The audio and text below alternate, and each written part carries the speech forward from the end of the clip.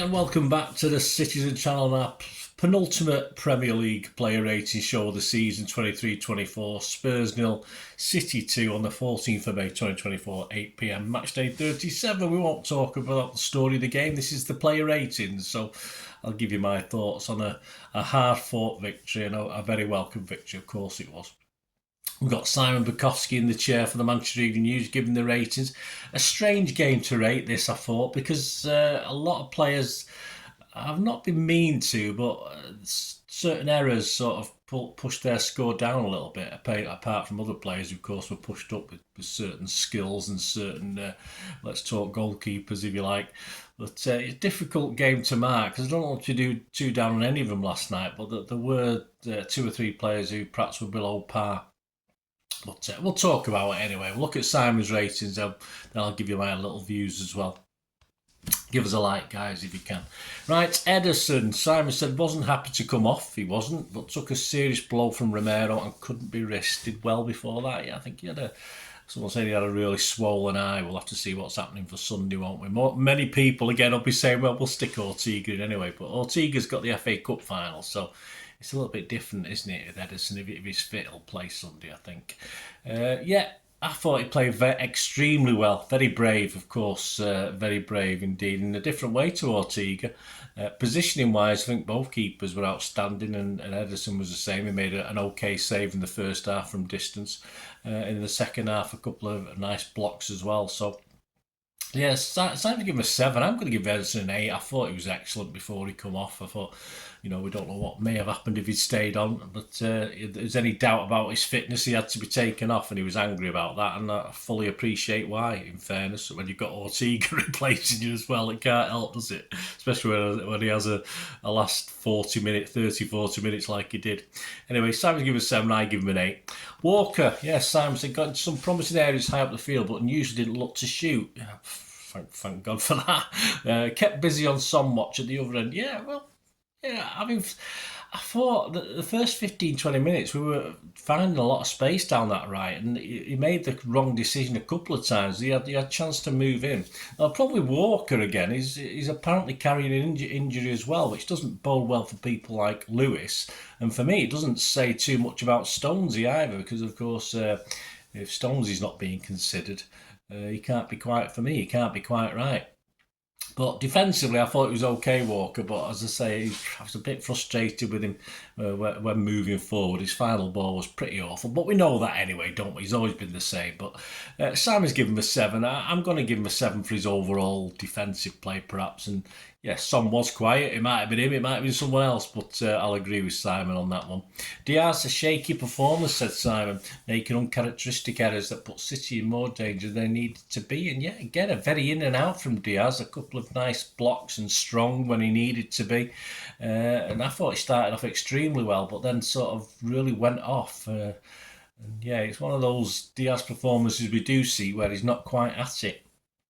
Simon gave him a 5. I've been a bit kind. I'll give him a 5.5. I wanted to give everyone a 6 today, but I'm trying to do these ratings as near as I can, allowing for the fact some games will be more pressurised than others. And how did they cope? I'll have to give him a 5.5. Simon give him a 7. Akanji, Simon says, solid enough where the danger in behind and making sure City weren't caught out by a speedy Spurs attack until he nearly blew it.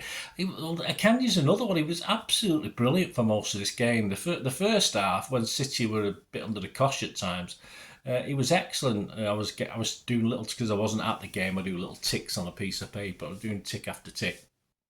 But I mean, then you look at that error that was really, really unacceptable. It wasn't as though he was under fantastic pressure. He was just dawdled on it. He just took his he just dawdled on the ball and got it robbed off him. Of course, it ended up at Son's feet, and you can think he's going to score the goal, don't you?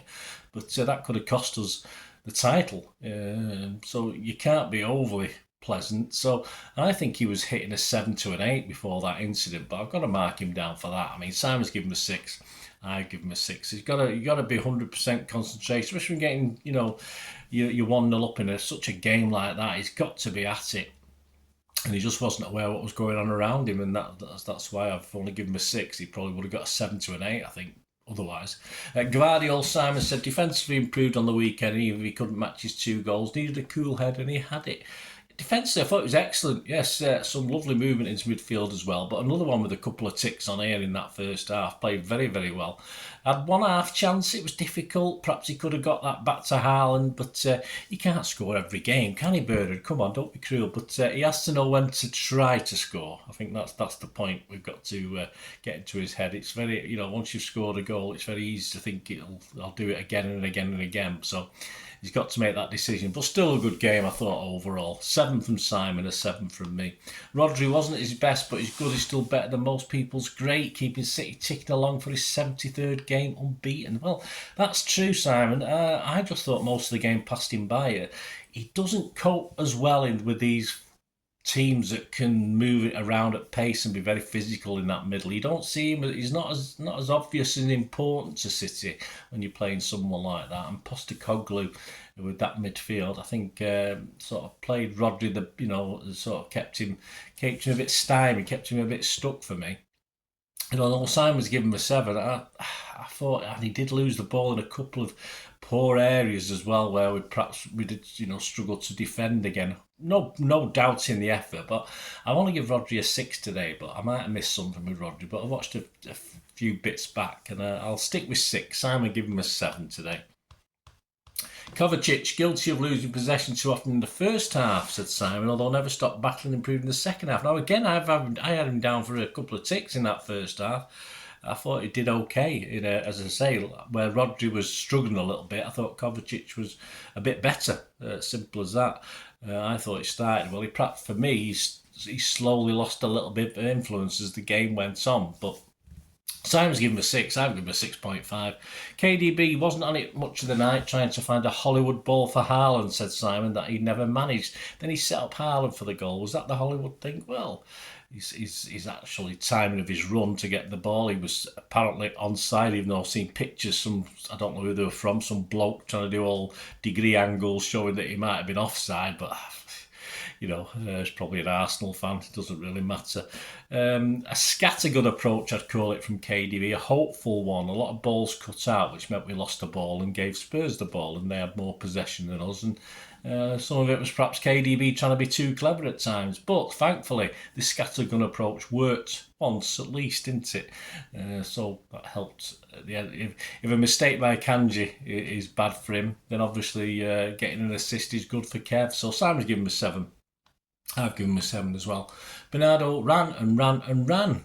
That was the comment from Simon. Then ran some more, said Simon. Pivotal in the goal and important out for City all evening. Yes, I mean, he stuck fairly rigidly to that right-hand side, I think, most of the game, which I don't like to see Bernardo doing. I like him having a more roving commission, in fairness.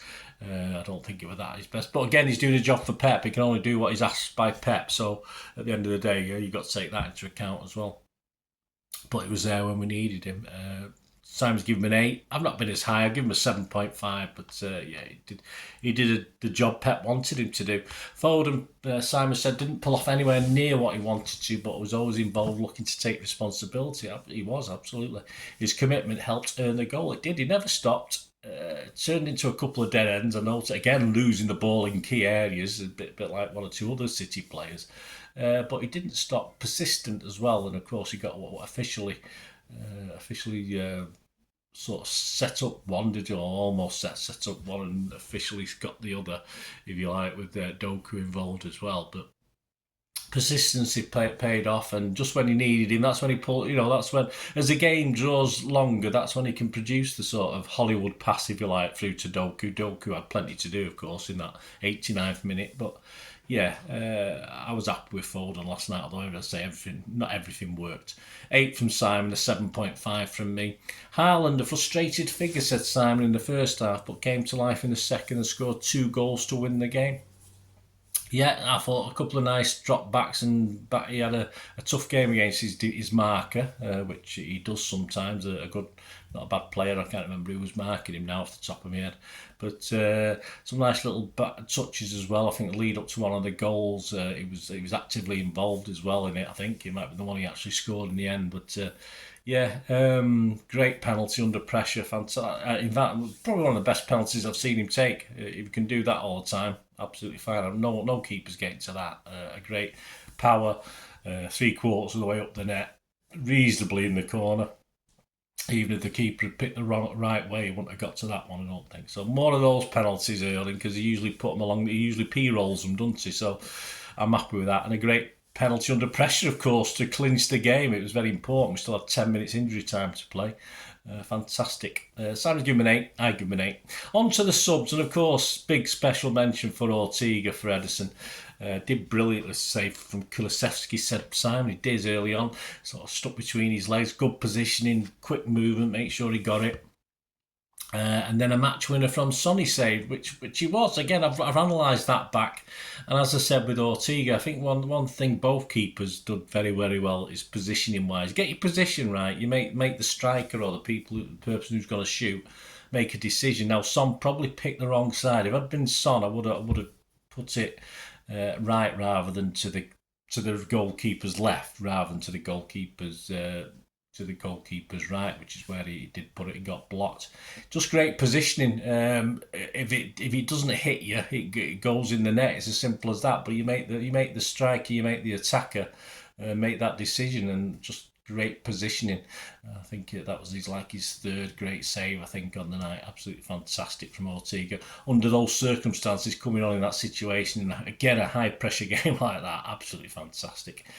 Simon's given him a 9. Yeah, I'd have to agree. I'd have to give him a 9, absolutely, which is more than Ederson, but I'll be interested in a minute. Anyway, I'll tell you about that. Doku for De Bruyne at 69. Well, he changed the game, said Simon, by offering something different when he came on. I just questioned what Pep was doing at the time. I thought it was a real big surprise for me. I thought you 1-0 up. You perhaps want a bit more control of the game. That's the sort of thing where he would have brought Grealish on in the past, wouldn't it? But I thought, or Alvarez, I would have probably brought Alvarez. Well, Alvarez did come on, didn't he? But as a straight swap for rather than Doku coming on. But Pep knows best. What do I know? Simple as that. I'm not going to hang myself even more.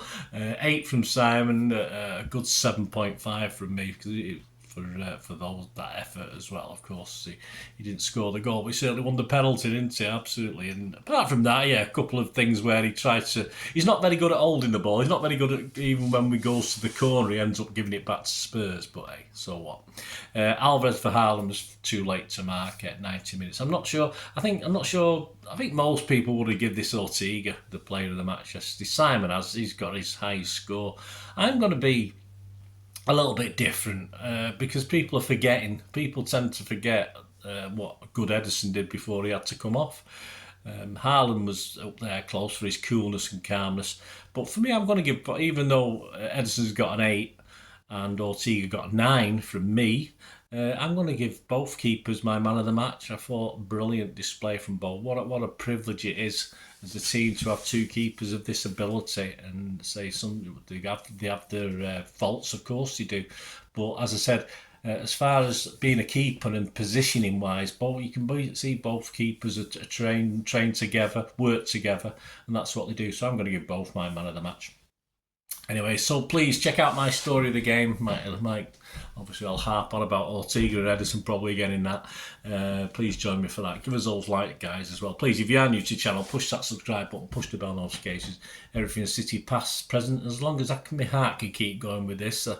I think I'll retire after a 4p. I'm not sure if I can go next season for a 5p or anything like that, but we'll see. Well, I'll need the summer to recuperate, won't I? But nice relaxing time doing research and doing vlogs on City history, stuff like that. Yeah, that'll calm me down.